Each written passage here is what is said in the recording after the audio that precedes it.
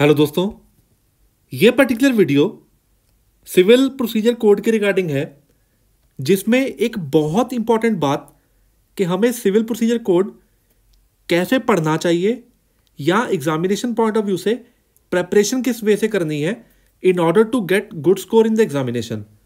दोस्तों, ये particular video 3 चीज़ों को ध्यान में रखते हुए बनाई गई है कि अगर कोई भी स्टूडेंट है, मतलब जो कॉलेज गोइंग स्टूडेंट है, अगर उनको पढ़ना है सिविल प्रोसीजर कोड। दूसरा पार्ट, अगर आप लॉ एस्पिरेंट हैं, मतलब किसी भी तरह का अगर आप गवर्नमेंट ऑफिसर के रिगार्डिंग या गवर्नमेंट एग्जामिनेशन के regarding, judiciary, ADA, DA, higher judiciary, अगर आप किसी भी तरह के एस्पिरेंट हैं उनके लिए। तीसरा जो है इसका part, that is for the colleagues, कि अगर वो एडवोकेट हैं, प्रैक्टिस करते हैं, सिविल प्रोसीजर कोड किस वे से पढ़ना है, और ये बिगनर्स के लिए वीडियो है, राइट। तो दोस्तों, एक बार ओवरव्यू लेते हैं कि जो सीपीसी है it was enacted on 21 March 1908। Examination में बहुत बार इनेक्टमेंट के regarding, and it came into force on 1 जनवरी 1909। तो आप ये पार्ट नोट कर सकते हैं अपने बेयर एक्ट में। और जो ये पूरा एक्ट है, इसमें जो मेजर अमेंडमेंट्स थी वो आई 1976, 99 और 2002 में। इसमें दोस्तों जो टोटल नंबर ऑफ सेक्शंस हैं दैट इज 158, और जो ऑर्डर्स हैं 51। दोनों के दोनों part, that is sections and orders, बहुत इंपॉर्टेंट हैं। अपने को पूरे का पूरा पार्ट, चाहे वो सेक्शंस हैं या ऑर्डर्स हैं, उनके रिगार्डिंग सारा गो थ्रू करना है, अगर आप चाहे नॉलेज लेना चाहते हैं या आप किसी भी तरह की एग्जामिनेशन की प्रिपरेशन कर रहे हैं। अब दोस्तों, ये जो पर्टिकुलर थिंग है that is what is chart formation. देखिए दोस्तों, अगर आप किसी भी तरह की जो बुक रीड करते हैं, चाहे वो बेयर एक्ट है, चाहे वो मेंस ओरिएंटेड बुक है, अगर आप सिर्फ कंटेंट रीड करते रहेंगे, मे बी आपको चीज़ें याद ना हो। तो इसको याद करने का जो सबसे बेस्ट तरीका है दैट इज़ कि आप मैक्सिमम चार्ट फॉर्मेशंस पे वर्क कीजिए, कि आपको पूरे के पूरे सब्जेक्ट को ब्रेक करना है। इसके रिगार्डिंग मैंने बहुत वीडियोस प्रोवाइड की हैं, चार्ट फॉर्मेशन बनानी कैसे है। अब दोस्तों, अगर आपको 4 पैरामीटर्स याद करने हो, जैसे कि अब अगर हम सिविल प्रोसीजर कोड की बात करते हैं कि पार्टीज होंगी, कोई कॉज ऑफ एक्शन होगा, कोई पर्टिकुलर सब्जेक्ट मैटर होगा, और रिलीफ क्लेम्ड। तो ये जो चार्ट है, अब आपके दिमाग में ये चीज़ बैठ गई होगी कि 4 चीज़ें हैं, बिकॉज बहुत कलरफुल वे में ये चार्ट को प्रेजेंट किया गया। लाइकवाइज जो डिफरेंट सेक्शंस हैं, जो ऑर्डर नंबर्स हैं, उनको आप डिफरेंट वे से वर्कआउट कीजिए। किसी भी तरह की चार्ट फॉर्मेशन आप बना सकते हैं, चाहे वो ऐसी सिंपल लीनियर फॉर्म है या आप इंपॉर्टेंट जो वर्ड्स हैं उनके ऊपर मार्क कीजिए, rather than reading the whole subject again and again. दोस्तों, नेक्स्ट पार्ट पे मूव करते हैं कि जो वीडियो का जो बेसिक जो मोटिव है that is best way to read CPC. किस तरीके से पढ़ें, क्या क्या चीज़ें कवर करनी है। तो अभी एक और जो पॉइंट है दैट इज कि 3 डिफरेंट कैटेगरीज के लिए, कि अगर आप स्टूडेंट हैं या अगर आप किसी भी तरह के एग्जामिनेशन की प्रिपरेशन कर रहे हैं या आप नॉलेज गेन करना चाहते हैं, तो दोस्तों ये जो सेक्शंस और ऑर्डर्स का एक बार आप कॉम्बिनेशन स्टडी कीजिए, किन सेक्शंस को किन ऑर्डर्स के साथ रीड करना है। उसके रिगार्डिंग मैंने ऑलरेडी एक वीडियो पुट की हुई है जो पोस्ट की थी पहले, regarding the combination of sections and orders, आप उनको चेक कीजिए। नेक्स्ट जो पार्ट है कि कंटेंट वाइज फोकस किस किस चीज़ पे करना है जब हम बात करते हैं पूरे के पूरे सब्जेक्ट की। पहले स्टार्ट करते हैं कि अगर कॉलेज गोइंग स्टूडेंट हैं तो जो बेस्ट तरीका है उस चीज़ का, तो आप सबसे पहले जो 10 ईयर पेपर्स हैं, मतलब जो प्रीवियस ईयर एग्जामिनेशन पेपर होंगे, आप वहाँ से कुछ नॉलेज गेन कर सकते हैं रिगार्डिंग द कंटेंट। प्लस आपको जो कोर्स बुक है दैट इज मेंस ओरिएंटेड, आपको वहाँ से कंटेंट कवर करना है अगर आप कॉलेज गोइंग स्टूडेंट हैं, ताकि आप प्रॉपर मैटर कवर कर पाएँ एग्जामिनेशन में। दूसरा जो पार्ट है, अगर आप किसी भी तरह की एग्जामिनेशन की प्रिपरेशन कर रहे हैं, तो आपको मैं बताता हूं कि जो कोई भी एग्जामिनेशन है, चाहे वो डीए का, एडीए का, जुडिशरी का, जो डेफिनेशन पार्ट है ये एग्जामिनर्स चॉइस है, जिसमें 2 डेफिनेशंस बहुत ज़्यादा इंपॉर्टेंट है, रेपिटेटिव एग्जामिनेशंस में पुट की जाती हैं। उसके अलावा बहुत ज़्यादा जो पार्ट होगा that will be section based. किस सेक्शन में क्या चीज़ कवर्ड है, मतलब सेक्शन नंबर्स भी आपको याद करने हैं, एक बार आपको कंटेंट गो थ्रू करना है। तो आपको मैं अभी फर्दर हिंट देता हूं कि आपको सबसे पहले कौन से इंपॉर्टेंट सेक्शंस गो थ्रू करने हैं और कौन से ऐसा जो पार्ट है जो आप स्किप कर सकते हैं एग्जामिनेशन पॉइंट ऑफ व्यू से।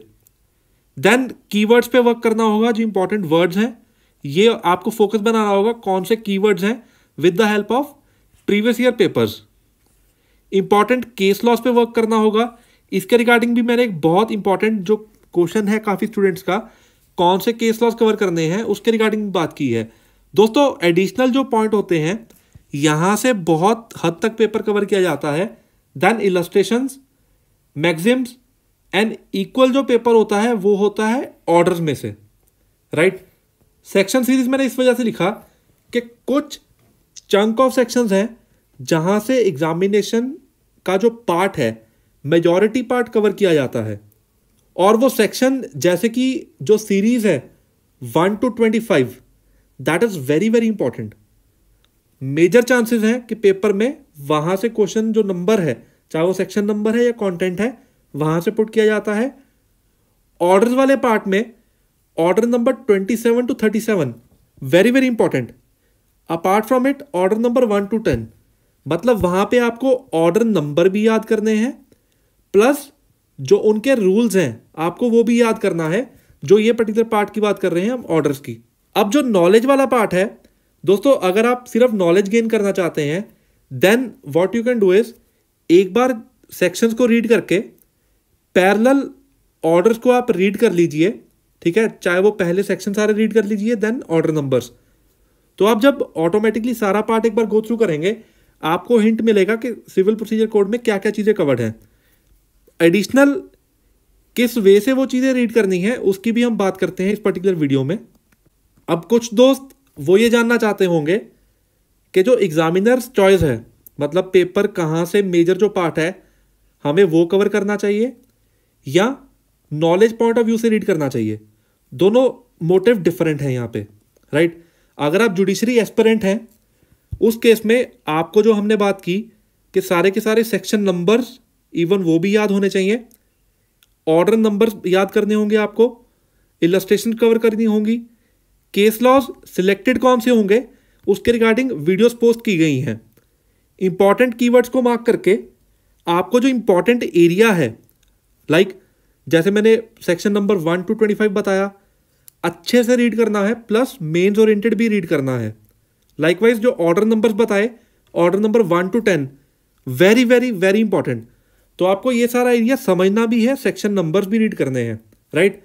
और दोस्तों अगर आप सिर्फ नॉलेज गेन करना चाहते हैं what you can do is, paper वाले पार्ट में दैट मीन्स यहाँ पर दो चीज़ें कवर हो रही हैं।